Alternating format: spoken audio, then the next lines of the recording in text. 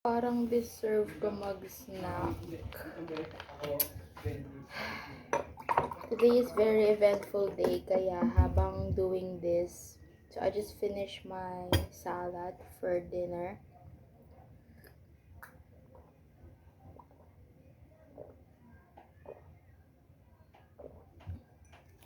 I'm gonna listen to myself now and kuha ako ng matcha kao because I'm sorry. I need this inside my soul. Just a few ones. Look. I have a huge thing for this and super sweet nila. Yes, I get it. I get it. Only a few lang. Mga 5.5 pieces. It's not funny anymore at this rate. Sana maubos na ni mama to dahil hindi na nakakatuwa.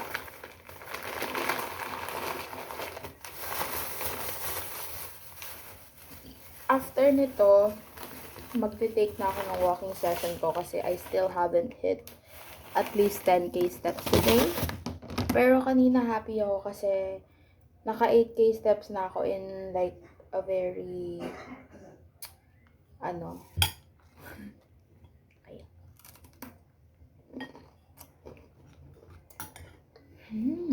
look.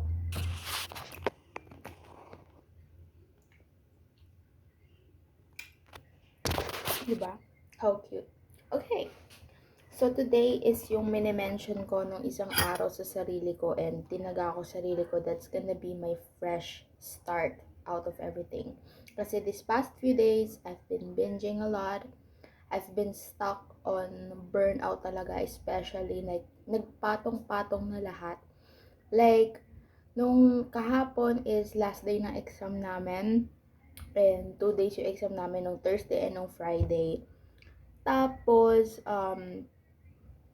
ayun, medyo na burnout ako kasi nga ilang araw yun after immersion. So, nung during immersion, hindi ako confident na natapos ko lahat ng activities. So, medyo nagkapatong yung task and all. Tapos, during those time, may mga quizzes.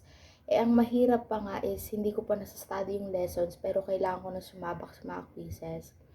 Tapos, yung mga, ayun, yung thought na may exam. So, parang na-burn out ako. And dumagdag pa doon yung pagko-cope ko, which is napunta sa pag-binge it. And trust me, talagang I consider those days as complete binge talaga. Like, totally, I was coping with stress. Pero at some point, hindi ko nga masabi na total stress lang yon na talagang na-hypnotize ako ng stress to binge it. Pero I was also conscious during those time, which is, of course, regrettable to think about. But I'm so happy because at the same time, even though that's a lot of days worth of binging is, it didn't really affect me. I mean, so far, it doesn't. So, probably sa mga ilang araw, baka may dumating na pangyari. Pero I'm so glad na, I wasn't completely blind of it. Like, meron pa rin man akong restraint. And of course, yung body ko rin naman is may limitations pa rin. So, teka lang. So, ayun, I was eating, like, overly consuming everything in sight. Bumili si mama ng wheat bread. And I think ako lang mostly nakaubos and hindi siya umabot ng 2 days. Which is a lot of carbs. Tapos meron nun specific day na pinost ko is like totally puro kain, more on carbs. Pero I'm so glad na hindi siya kita sa akin ngayon. Kaya happy talaga ako. Pero ang magandang part naman about it is, even though medyo nakakapag-binge ako, is nakakapag-walking pa rin naman ako. Kasi trust me, napakalaki ng impact ng habit ko ng pag-walking in my life. Kasi dati talaga when I was younger, hindi pa ako mulat sa mga calorie deficit. I totally did not give a shit about this calorie deficit. Like, fuck if I'm fat. Pero I used to have this walking habit talaga. Like, walking in a circle, like call me cringe or something. I used to daydream a lot while doing so. Pero hindi ko alam na napakalaki pala ng impact nun sa akin. Kasi, kung ini-imagine ko ngayon, like, kung hindi ko na-adapt yung habit na yun in my daily life, like, super different ko. Like, sa total being ko, napaka-different ko. Kaya happy ako na napakalaking bagay pala nun, nung paglalakad na yun.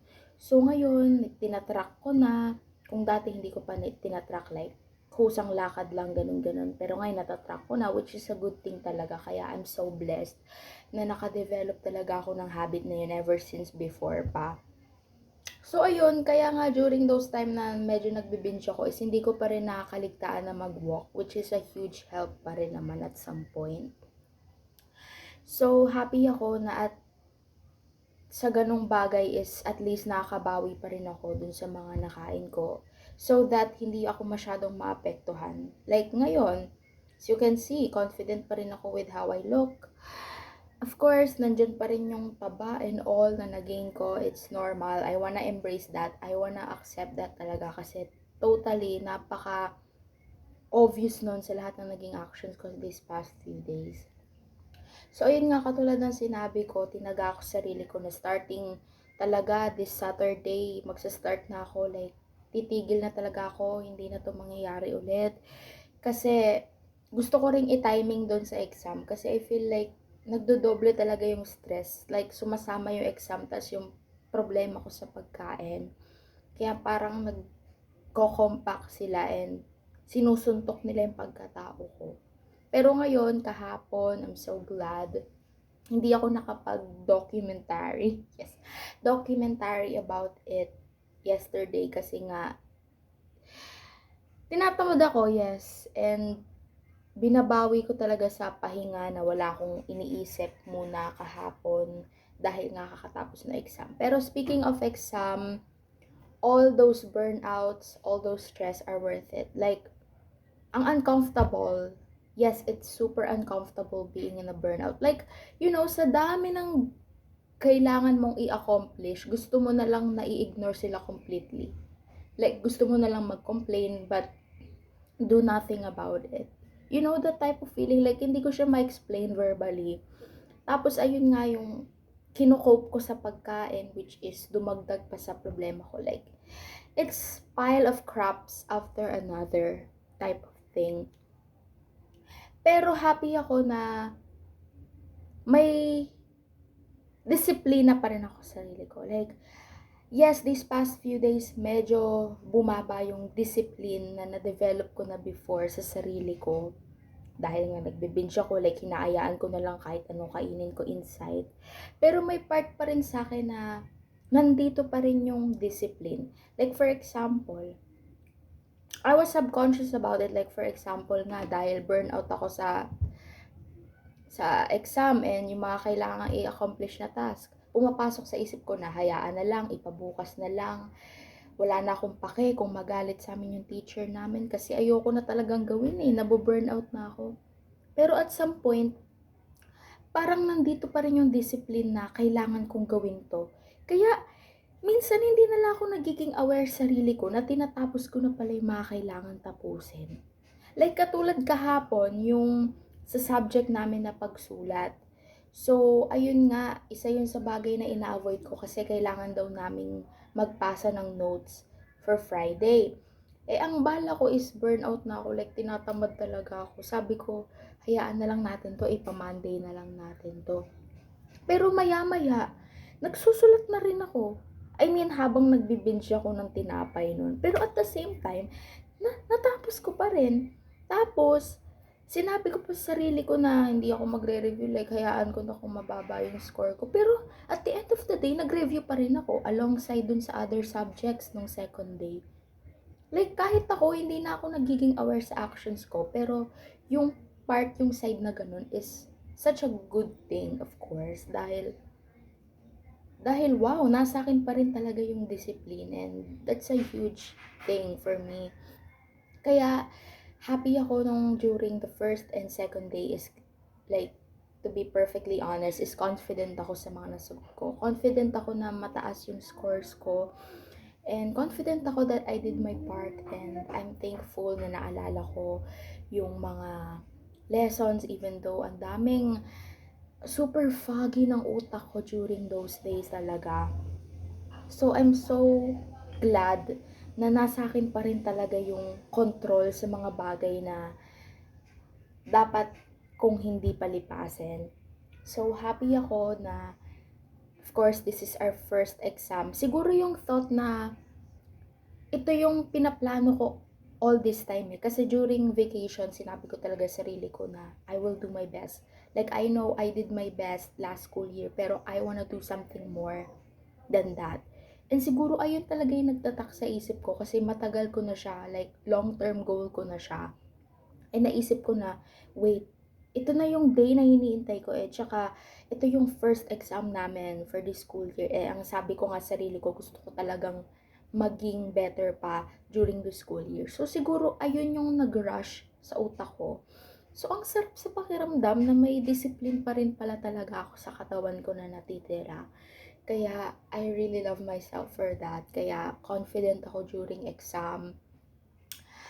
I wanna brag about it because talagang confident ako sa mga nasagot ko, and I'm so glad na natandaan ko lahat ng yun even though may mga pinagdadaanan ako mentally and physically. So, let us not focus on the past kasi nga ito nga yung pinaka-focus natin, what happened today and this day na tinawag kong fresh start. So, I wanna recall everything that happened today. So, katulad nga sinabi ko kahapon, tinaya ko, sinabi ko, pinangakuan ko yung sarili ko na starting today is talagang unti-unti, slowly but surely, we will get rid of those old and healthy habits na bumalik na naman sa life ko these past few days. Kaya kanina, kakatapos ko lang sa journal ko. So, I take down some notes about sa mga nangyari ngayon, yung mga situation and blah blah. So, let's get straight to the point. Yung part na pagkain is, so, yung sa calorie deficit, I'm still not very confident. Like, let's go with the bad side na muna. Like, ipanghuli natin yung good. So, yung bad side is, hindi ko completely na-track yung calories ko. And for some reason, confidently, I feel like I still over-exceeded doon sa goal ko na calorie, which is 1,500 or 1,600. Isa pa nga yun yung problema ko. Kasi, yung pinagbabasihan ko doon sa calculator ko is 60 kilograms, which is yung weight na tinake ko nung nakaraang buwan pa. Tapos ang malala pa, tinake ko yung weight na yun right after nung araw na puro ako pagkain. So, feel ko may part sa akin na hindi talaga yun yung pinaka-permanent weight ko that time. Like, more on water and kung ano yung nakain ko before that day. Kasi nung day na yun, kahapon nung araw na yun is galing kami kala-angkel. Eh, nung nakala-angkel kami is ang dami ko talagang kinain talaga. So, feel ko nandun pa rin yung weight that time. Kaya hindi ako confident na 60 kilograms talaga yung weight ko. And isa pang fact is that was 1 month ago. So, curious ako ngayon sa talagang current weight ko. And isa yun sa gusto ko ring i-goal or i-accomplish na malaman yung weight ko. Sana somewhere around here is merong libreng pagpapatimbang kasi gusto ko talagang malaman yung weight ko. Siguro mga ilang araw from now, ayusin ko na talaga yung pagkain ko starting tomorrow. Like, for now, hindi mo na ako magiging confident na talagang matatrack ko yung overall and most accurate calories. Pero of course, that doesn't mean na completely hindi ko na siya itatrack. So, of course, meron kasing mga times na hindi accurate yung AI kasi nakabase ako kay Google. Like, what do you think approximately ilang calories do you think this is? Which is something I'm really confident about kasi aware pa rin naman ako na nakabase pa rin yun sa weight, sa ingredients ng food. Kaya, dun ako nakabase ngayon sa round-offs or kung ano man yung ina-assume ni AI. So, ang bala ko na lang gawin is, gusto ko na slowly but surely is, ma-avoid ko muna yung mga unlabeled foods. Pati yung mga, I mean yung sa niluluto rin ni mama. Ayoko naman magreklamo kasi happy pa rin naman ako na nagpo-provide ng pagkain si mama para sa akin. So of course, hindi pa rin accurate yung recipes and ingredients, especially sa oil, dahil alam naman natin yung mga magulang natin, mahilig sila sa mantika. So, for now, instead of focusing sa overall calories ng kada ingredients, I think kapag pinag-focusan ko yun is lalo lang may stress.